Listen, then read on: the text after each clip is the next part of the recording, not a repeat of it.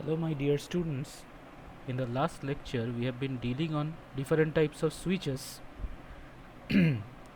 like the DPDT switches, SPST switches, SPDT switches, DPST switches, and we have discussed how each of these switches look like in terms of circuit, and we have cited different types of examples using these switches.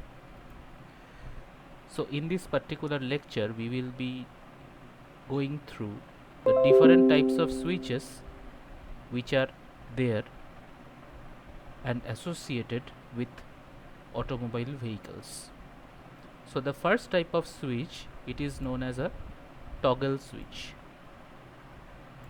So this is how a toggle switch looks like. So let us see how does a toggle switch look like and what does it do. So toggle switches have a tapered handle.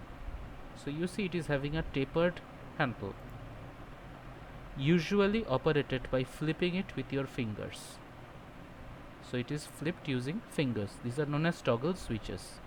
Some manufacturers call this a bat switch because the actuator resembles a baseball bat in shape. That's why it is known as a bat switch. The operation of a toggle switch should offer elastic resistance, that is resistance that builds then decreases at the contact position is approached. So it is known as elastic resistance. So the initially the resistance will build up and then eventually it will fall as the contact position is approached. So this is known as a toggle switch. So the next type of switch is a rocker switch. So you see this is known as rocker switches. I will just highlight this for you. So each of this switch is a rocker switch. So rocker switch is actually a toggle switch with a unique actuator. So they look more finished than a row of toggle switches, though more difficult to install. They also reduce the likelihood of an actuating switch if you accidentally bump into it. So you know this particular panel is difficult to install,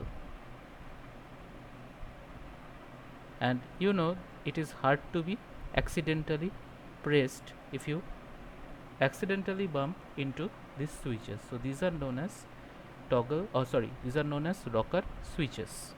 So let us study. So here it is. Rocker switches are a more stylized version of a toggle switch. So it is at the grassroots level is a toggle switch, but it is more stylized, taking into safety as consideration. So the actuator rocks like a playground teeter-totter. You operate the rocker by pushing at one end or the other with your fingertip. Like the toggle switch, the operation of these switches should offer elastic resistance as we have discussed. So next type of switch is known as push button switch. Push button switch. So this is a push button switch. It is a push button switch. It is also known as a PB switch. So push button switches in cars are actually the momentary on type. This is known as momentary on type switch. Examples include horn button, windshield washer button, and the starter button on older cars and some of the race cars. Switch shown here is an on off type. So once you push this in this particular direction, the circuit will turn on, and if you release this particular button from the pushed position, so it will turn off.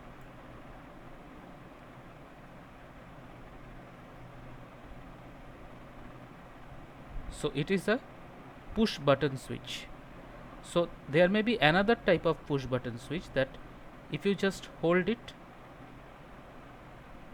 it will be on, and you release it, it will be off. It may be a momentary switch. So this type of switch is a momentary switch. So it is a momentary switch. It can be one type. Another type it can be, it will look like same. So once you press that switch, it will be in the on position, it will be on. And for the off position, what you have to do, you have to press it once more, so that it will be in the off position. So it requires two types pressing. It is known as switch, push button switch. So the momentarily on off switch is that once you push it and hold it in that particular position, it will be off. The moment you release it, it will be off. It is known as momentary on type switch.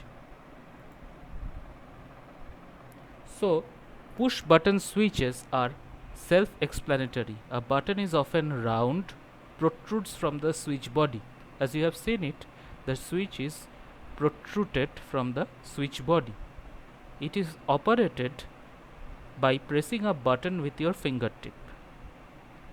So push buttons should have a concave surface for best finger contact.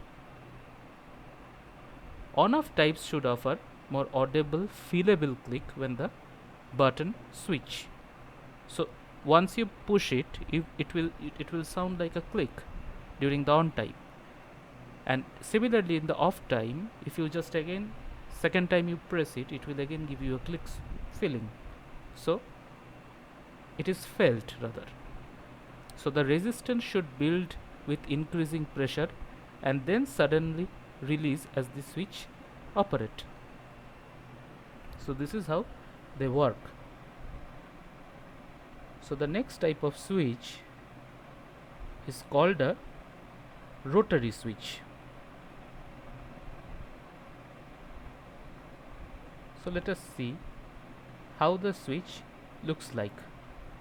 So rotary switches have a knob that is designed to be turned. It is having a knob that is designed to be turned. On some switches, the knob has a pointer to indicate the switch position. The knob has a pointer which will indicate the switch on position. So I will just show you how it looks like. So let this be the switch panel. Let us see that here is a circular arrangement, and here is the knob.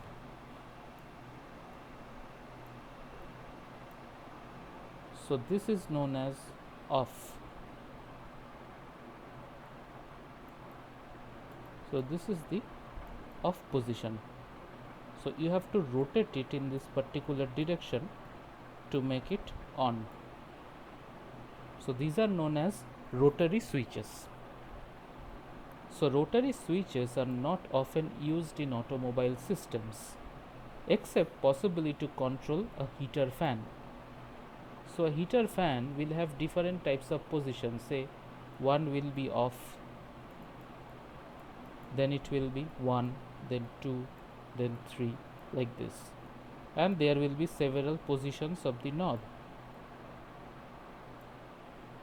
So if you place it in position number 1, the speed of the heater fan will increase, then 2 it will further increase, and then 3 further likewise.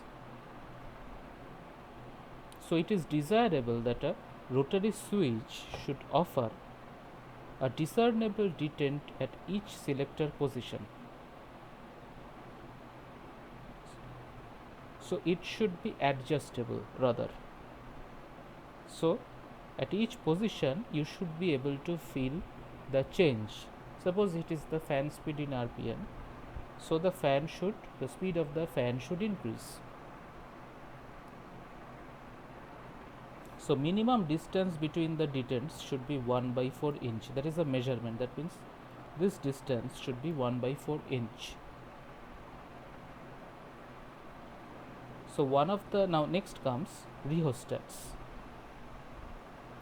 Let us see what is meant by rheostats.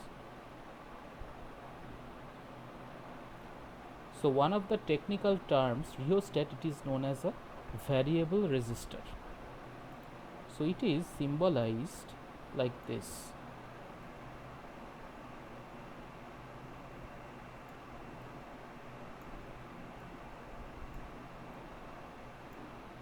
It is a variable resistor.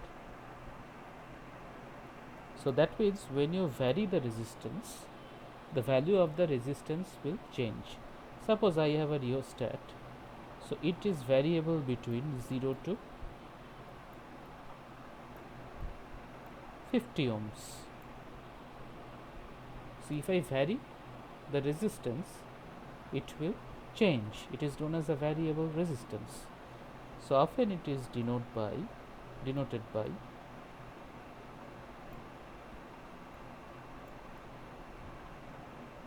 like this. So it is basically a slide pointer.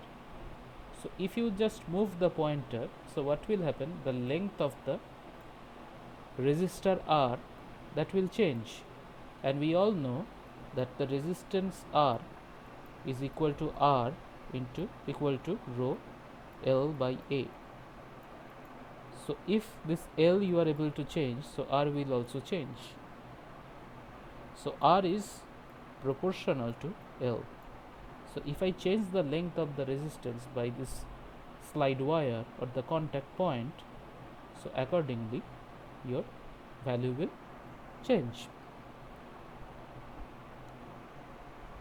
So rheostats are referred to as potentiometers. So potentiometers also do or perform in a similar way. A piece of resistance wire, usually in the form of a coil, it is connected to one end to the battery feed.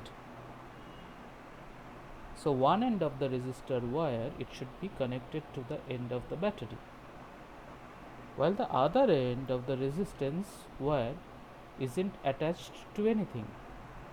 The wire going from the rheostat to the load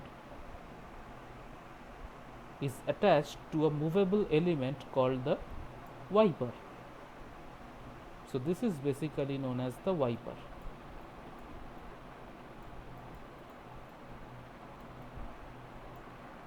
The wiper is arranged so that it rubs against the length of the resistance wire. That's what I was telling you. So it is somehow like this. If R is proportional to L, so suppose you have given a length of L1, so it should be equal to L1 over here, and let's say it is R2 when it is L2. So the ratio of R1 and R2 for L1 and L2 is given by this ratio. So when the wiper comes close to the battery feed end of the resistance wire, the rheostat adds little extra resistance to the circuit. Now as you slide the wiper to the far end of the resistance wire, the current flows through increasingly more resistance to the wiper, reducing the current flow to the load. So let us say it works like this. So suppose you are having one battery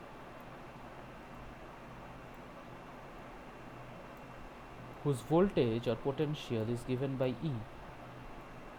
Now you have a variable resistance and a variable and a fixed load, say RL. So it is RV.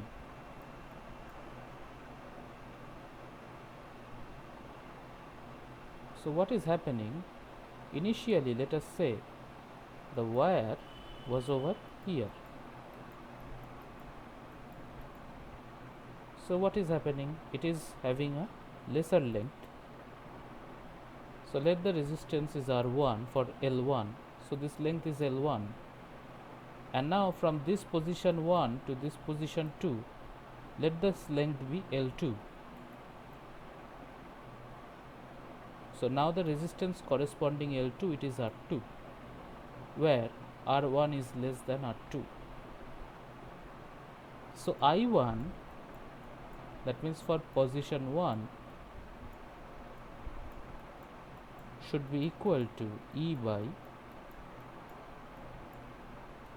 R1 plus RL. I2 for position 2, it should be equal to E by R2 plus RL. So now which is greater? R2 is greater. So the denominator in this case is greater, while the denominator in this case it is lesser. So what will happen if the denominator is less over here? I1 will be higher, and similarly if the denominator is greater over here, I2 will be lower. So I1 is greater than I2, whereas R2 is less than R1. So this is how you control the current by help of a, or with the help of a variable resistance or rheostat.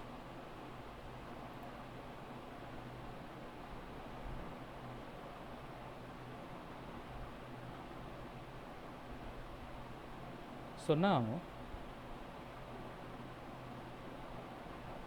let us study some key points.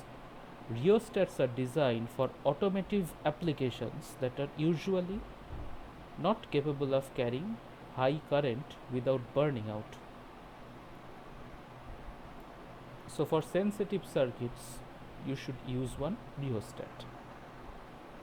Circuits with high currents in need of variable resistance are usually controlled by a single pole multi-throw slide switch. The selector for a 3-speed heater blower motor fits this category. That means, as I told you, it should be in the off position, 1 position, 2 position and 3 positions. So 3 positions are there. So that's why it is known as a 3-speed heater blower motor, and the control is done by a rheostat. So the selector switch regulates the motor speed by selecting various resistors in series with the motor. The low position full set of resistors is selected because R will be high and the speed will be low. For higher speed, bypasses 1 on 1 resistors in the high position. So all the resistors are bypassed so that R is minimum. That means the R of the rheostat, it is minimum, providing full current through the motor. So the resistors are capable of carrying high current without burning out. So they do not get hot enough though. So they are usually not located in the blower air stream.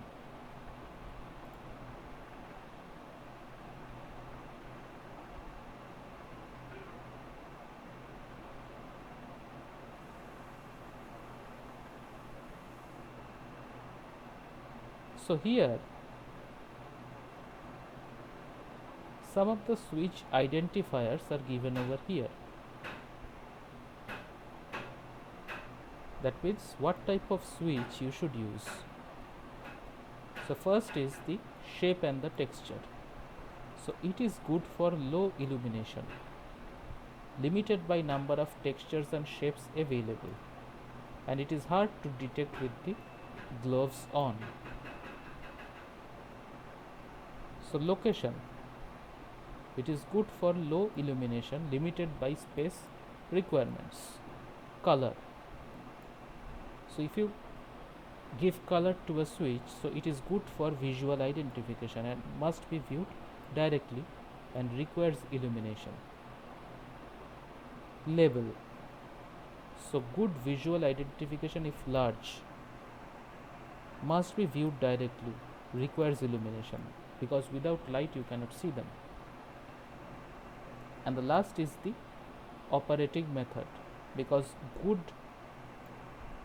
switch can usually be operated only once, one way, must be tried before identification is certain. Now what are the switch actuating features? What are the switch actuators? So these are the functions. So push button, so if you see push button over here, so it is used for activation. The toggle switch is used for activation or discrete setting. Next comes the rotary selector. So it should be done for discrete setting. Then comes the knob. So discrete, quantitative and continuous setting. Then lever, quantitative, continuous setting. So these are the functions of each type of switch actuators. So this is all about switches. See you in the next lecture. And if you have any questions, you can write it in the comment section in the YouTube channel, and personally you can also mail me at, I will give you the mail ID.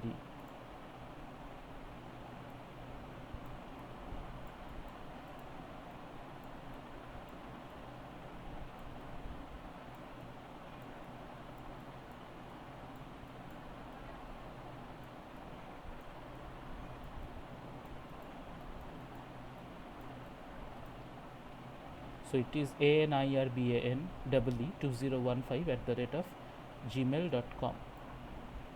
So this is my email.